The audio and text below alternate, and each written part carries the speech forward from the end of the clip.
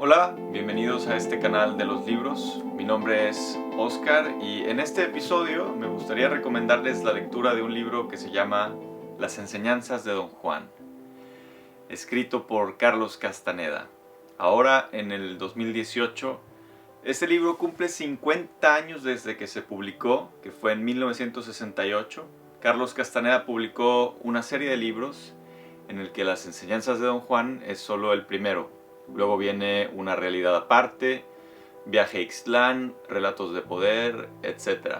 Dejaré la lista en la descripción.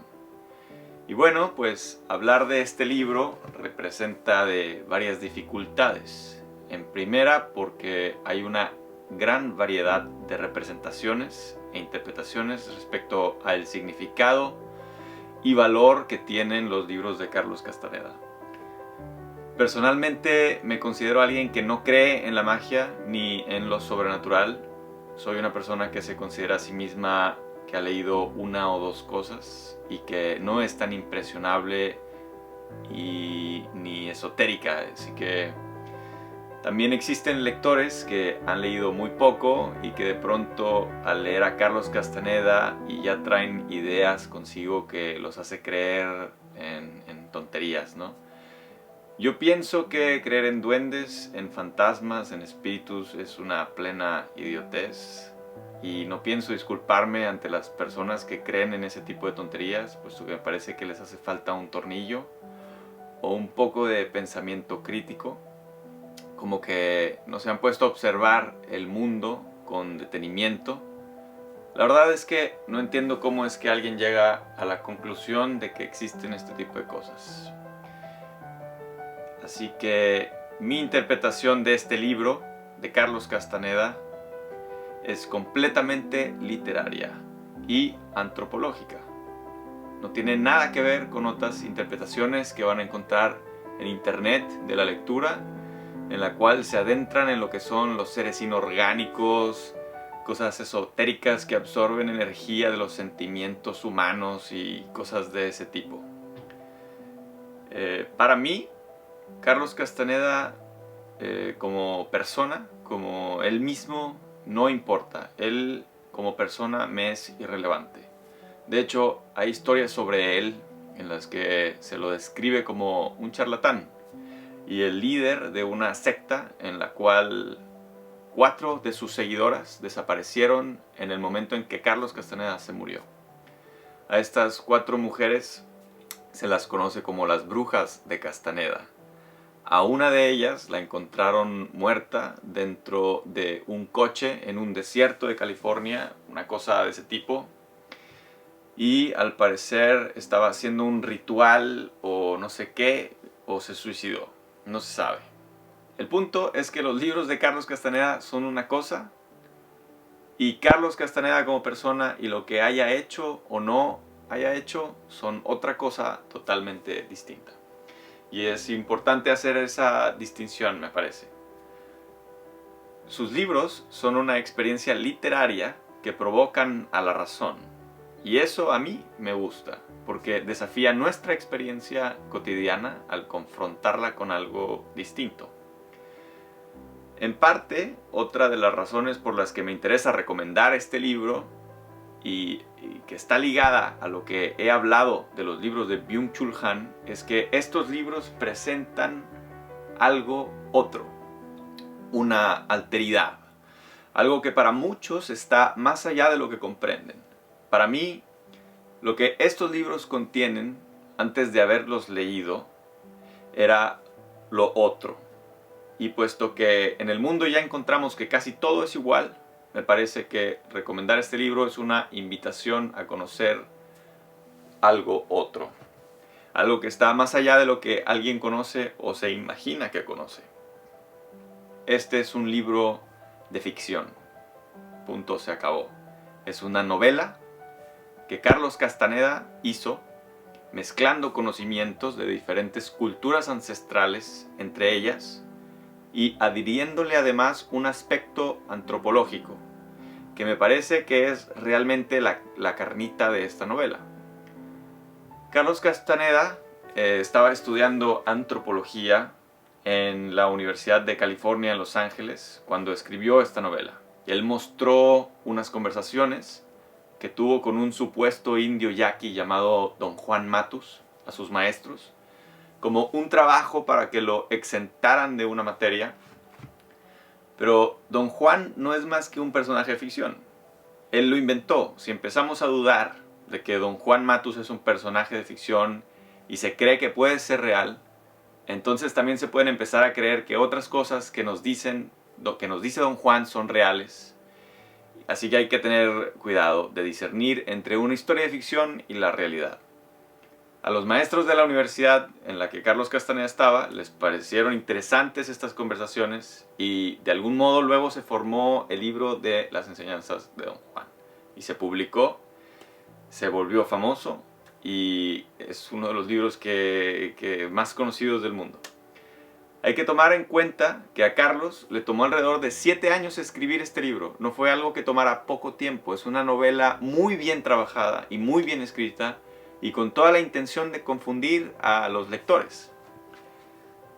Incluso a los que se creen inteligentes y que saben de todo, ¿no? El aspecto antropológico del que hablo es que esta novela nos cuenta la experiencia que tiene Carlos con Don Juan Matus. Y Don Juan Matus le revela a Carlos que es un brujo, que posee conocimientos secretos que le fueron enseñados por un maestro al que él llama benefactor, y que ese conocimiento es ancestral y que viene desde antes de que los españoles llegaran a México en 1500 y cacho. Entonces Don Juan le dice a Carlos que él es un elegido y que le va a enseñar todo el conocimiento y los secretos que él sabe como brujo. Así que entonces la novela es toda la experiencia de cómo una persona se convierte en un brujo, o hechicero, o como lo quieran llamar. En la novela se les conoce como nahuales. Entonces la novela es toda la experiencia de cómo una persona se inicia en el conocimiento para convertirse en un nahual. Esto puede empezar a parecer una tontería en la que empezamos a ver cómo un brujo hace hechizos con hierbas y cómo le sacan energía negativa a alguien o los cura del susto con un huevo, pero no va por ahí. Yo pienso que Carlos Castaneda estaba bastante consciente de lo que estaba haciendo. Él estaba estudiando antropología, y la antropología es el estudio de la realidad humana. Es la ciencia que trata los aspectos biológicos y sociales del hombre. Pero puesto que es una ciencia que proviene del conocimiento europeo, que nace de la lógica aristotélica y que se dedica a la categorización de todo y cuanto hay, sucede que la antropología empieza a interpretarse solamente como la ciencia que cataloga a las diferentes civilizaciones o comunidades que hay en el mundo que no son parte de esta descripción europea y lógica del mundo. Cataloga a la existencia de los tarahumaras, de los indios yaqui, de los mayas, de los mapuches, de los quechuas, de los aka, el pueblo karen, el pueblo hmong, el pueblo judío, el pueblo palestino, etcétera, etcétera. La lista es larga. La cosa aquí es que la antropología ve a todas estas comunidades desde lejos, como si la persona que estudia a estos pueblos o comunidades o culturas no tuviera en sí mismo una cultura. Y esto es algo que se ha considerado que tenemos todos quienes habitamos la cultura capitalista. Hay pensadores que han dicho que nuestra cultura es la cultura de la incultura, por ejemplo. Entonces, aquí lo que sucede es que nosotros tenemos una interpretación del mundo que nos parece la normal, la correcta, la única y la exclusiva. Y esto obviamente es una falla del pensamiento, es un problema de la percepción. El mundo es un lugar inmenso. Y en el mundo habitan muchísimas más personas, y esas muchísimas más personas tienen en su cabeza maneras de ver el mundo que nos pueden ser muy extrañas y ajenas, que pueden llegar a ser lo otro. Entonces, cuando leemos sobre cualquiera de estas culturas, si comparáramos un libro sobre la comunidad de los Masái que viven en África, pues el libro te va a decir bastantes datos. Te va a decir cuál es el origen de los Masái, te va a decir cuántos de ellos hay, te va a describir sus rituales, casi como si fueran una receta para cocinar, te va a decir el nombre de su lenguaje, etcétera, etcétera. Pero lo que no te va a dar ninguno de estos libros que estudian a estas diferentes comunidades del mundo es una experiencia interna, desde adentro de esa comunidad. Una experiencia desde los ojos de alguien que vive y experimenta esa cultura. ¿Cómo verías tú el mundo, por ejemplo, si fueras un Masái?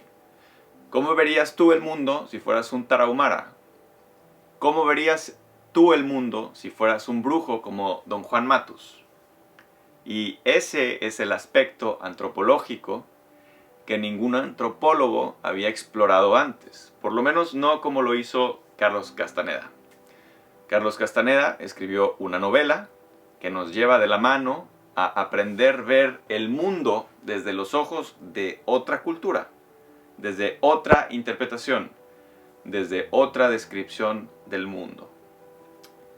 Esta descripción a la que Carlos Castaneda nos guía no es parte de nada ni de nadie, es una mezcla de muchas culturas.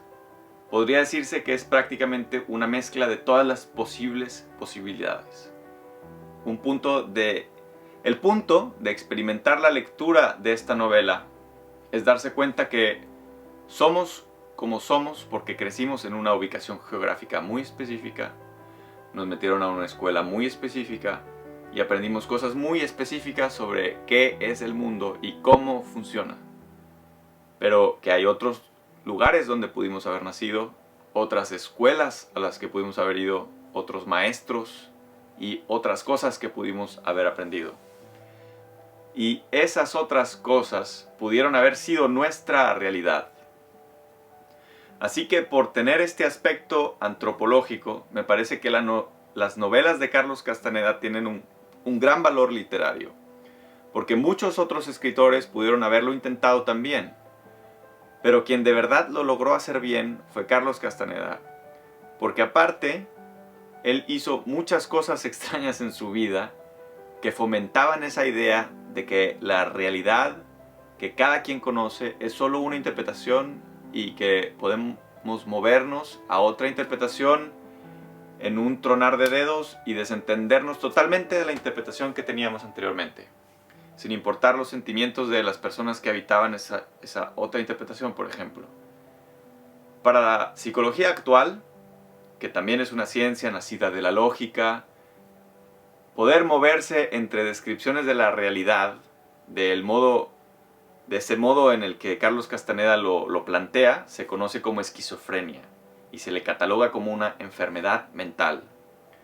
Sin embargo, para don Juan Matus, esto es algo pues de lo más normal para un hechicero.